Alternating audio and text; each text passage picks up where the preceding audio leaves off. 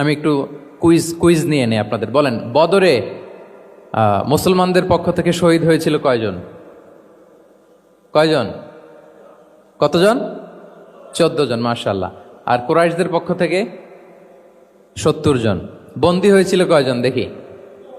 হ্যাঁ, 70 জন তারা নিহত হয়েছিল আর 70 জন বন্দী হয়েছিল। তো বদরের যুদ্ধে এই 70 জন যারা কুরাইশদের মধ্যে থেকে বন্দী হয়েছিল তাদের মুক্তিপণ হিসেবে ফিদিয়া, র্যানসম হিসেবে রাসূল সাল্লাল্লাহু আলাইহি ওয়াসাল্লাম 4000 দিরহামের অ্যানাউন্সমেন্ট করেছেন। মানে দিরহাম মানে হচ্ছে সিলভার কয়েন আর কি। তৎকালীন সময় দিনার হচ্ছে গোল্ড কয়েন আর দিরহাম মানে সিলভার কয়েন। তো রাসূল সাল্লাল্লাহু আলাইহি ওয়াসাল্লাম 4000 সিলভার কয়েনের ঘোষণা করেছেন যে তোমরা যদি মুক্তি পেতে চাও তাহলে 4000 রৌপ্য মুদ্রা দিয়ে, সিলভার কয়েন দিয়ে তারপরে তোমরা মুক্তি পেতে হবে।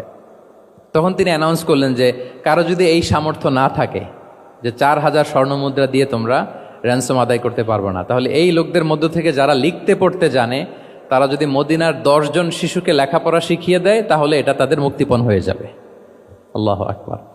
তাহলে শিক্ষাটাকে রাসূল সাল্লাল্লাহু আলাইহি ওয়াসাল্লাম কিভাবে দেখতেন, এটাকে কতটা গুরুত্ব দিতেন?